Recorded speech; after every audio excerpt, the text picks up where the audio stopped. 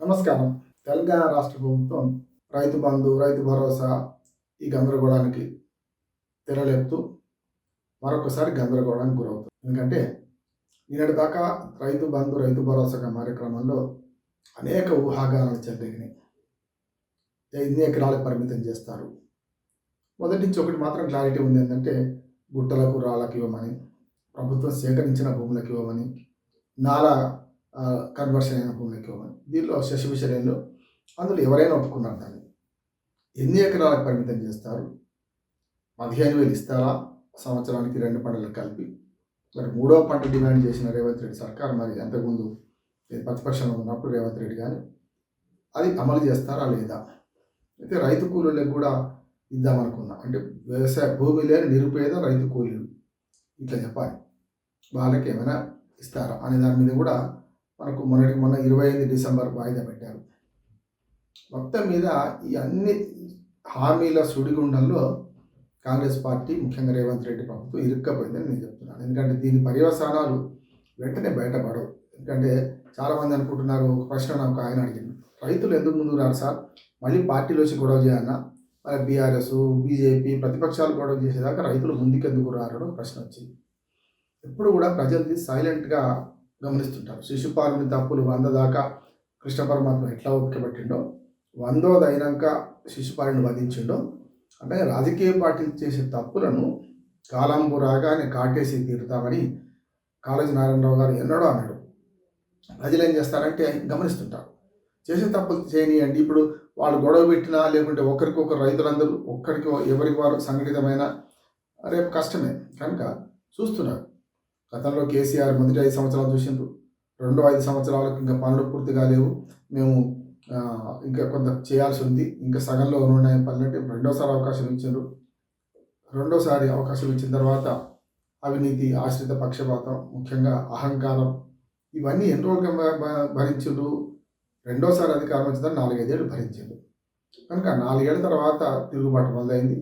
ఈలోపు కాంగ్రెస్ పార్టీ రైతు డిక్లరేషన్ వరంగల్ సభ, youth declaration అనేమో Sarojini నగర్లో ప్రియాంక గాంధీ తీసుకొచ్చే సభ, ఆ తర్వాత గ్యారంటీలు అమలని చెప్పి సోనియా గాంధీ, రాహుల్ గాంధీ, ప్రియాంక గాంధీ, అట్లాగే మనకు మల్లికార్జున ఖర్గే, ఈ నలుగురు ద్వారా ఇది గ్యారంటీ అని అనిపించి అన్నిటికీ, అంటే ఒకటి కంటే ఎక్కువ, అతనికంటే ఘనుడు అచ్చంట మల్లన్న అన్నట్టు కేసీఆర్ ఇస్తా అన్న ప్రతిదానికి వేలకు మాట రాజకీయాలు చేసుకుంటూ హామీలను గుప్పించారు. అది 100 రోజుల్లో మేము రాగానే తీరుస్తామన్నారు. అక్కడ కొట్టిన దెబ్బ, అంటే ప్రజలు నమ్మారు.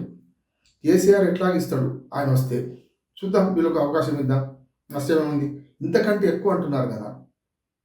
₹1,00,000 కళ్యాణం మన కళ్యాణ్కి మన కళ్యాణ లక్ష్మి ఇస్తే, షాదీ ముబారక్ ఇస్తే, అంతకంటే 1 తులం బంగారం ఇస్తా అంటున్నాడు. ఆల్మోస్ట్ అప్పటికే 70,000 ఉంది బంగారం, ఇంకో 70,000 ఎక్కువ వస్తాయి కదా, 1,00,000 బంధు ఆశపడ్డారు. వ్యవసాయ కూలీలకు ₹12,000 ఇస్తున్నారు. ముఖ్యంగా నిరుద్యోగ యువతకు ₹4,000 నిరుద్యోగ వృత్తి ఇస్తున్నారు. అన్ని వడ్లకు, సన్న వడ్లు అందే అన్నాడు, వడ్లకు ₹500 బోనస్ ఇస్తామన్నారు. అట్లాగే మహిళలకు 2,500 నగదిస్తామన్నారు. బస్సు ప్రయాణం అన్నారు అదనంగా, మళ్ళీ గ్యాస్ సిలిండరు, దీంతోపాటు 2,000 పెన్షన్ 4,000 చేస్తామన్నారు.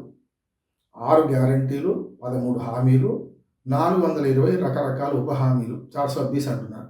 నేను దాన్ని అన్నాను, కానీ ఈ 6 గ్యారంటీలు 13 అవుతున్నాయి కదా, కనుక మీరు ఎట్లా తీరుస్తారని అడిగాను.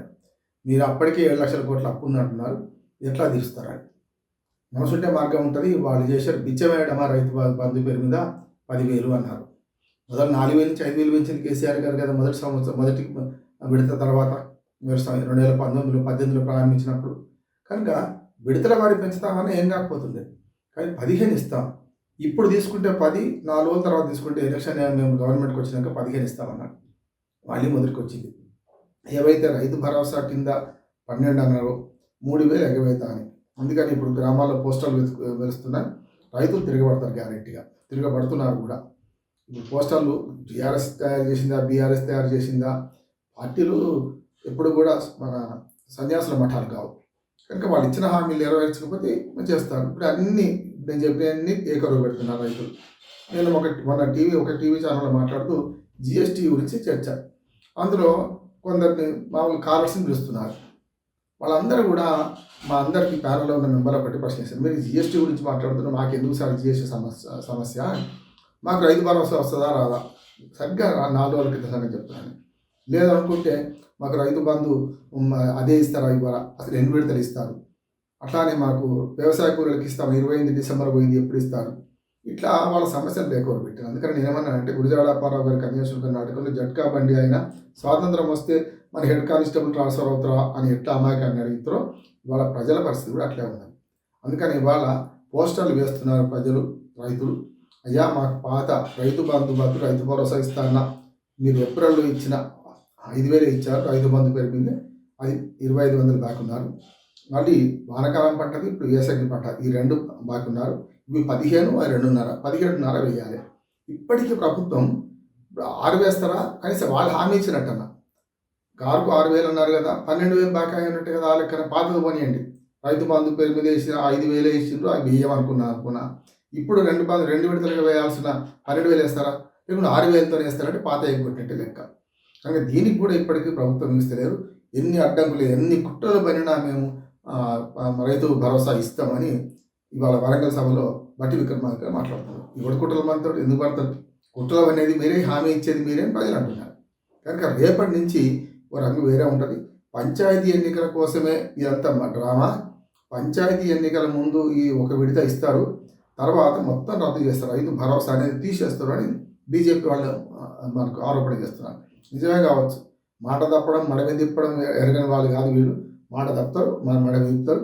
ఇప్పుడు కేంద్ర నాయకత్వం దీని మీద స్పందించాల్సిన అవసరం ఉంది. రాహుల్ గాంధీ, ప్రియాంక గాంధీ, సోనియా గాంధీ అందరు బతికే ఉన్నారు కదా, అట్లాగే మనకు మల్లికార్జున ఖర్గే వాళ్ళు గ్యారంటీగా మేము ఇస్తామన్న దాన్ని ఈయన గ్యారంటీని చిత్తు చేస్తూ, నేను చెప్పిన హామీని కళ్యాణ లక్ష్మి 70,000 రూపాయలు బంగారం అయింది, 80,000 అయింది, ఇప్పుడు ఇవన్నీ సంగతి ఏంది, మీరు ఇచ్చిన హామీల్లో బస్సు, 2 గ్యాస్ సిలిండరు, అట్లానే రైతు మన రుణమాఫీలో కొంతవరకు హామీ ఇచ్చారు. కనుక ఇప్పుడు మీరు హామీ నుంచి వెనక్కిపోవడం వల్ల ఇంకా ఖచ్చితంగా రేపు పొద్దున ప్రజలు తిరగబడతారు. ఇప్పుడు కాకపోయినా రేపు పంచాయతీ ఎన్నికల్లో సంగతి తెలుస్తుంది. ఎందుకంటే ఈ మొత్తం ఎన్నికలు చూస్తే హైదరాబాదు అర్బన్ పీపుల్ అంతా బీఆర్ఎస్కి పట్టం కడితే, గ్రామీణులు ముఖ్యంగా వ్యవసాయదారులు, మహిళలు మొత్తం మీకు పట్టం కట్టారు. మీ హామీలను నమ్మి మీకు ఓటేశారు. మీ హామీలు ఇట్లా వమ్ము చేసుకుంటూ పోతే అన్ని బోనస్ సన్నబడ్లకి అని షరతులు వర్తిస్తాయని తక్కువ చేసుకుంటూ పోతే ఖచ్చితంగా హామీ ఇచ్చేటప్పుడు బుద్ధి ఉండాలి. అందుకని పెడతానంటే ఆశ, కొడతానంటే భయం ఉంటుంది. పెడతానంటే ఆశతో మీకు ఓట్లు వేశారు, ఇప్పుడు కొట్టుతున్నారు, ఖచ్చితంగా భయం కాదు బరి తెగిస్తారు. ఖచ్చితంగా రేపు ప్రజలు కర్రు కాల్చి వాత పెడతారు ఈ ప్రభుత్వానికి అనే మాట నేను కాదు, రైతులు అంటున్నారు. నమస్కారం.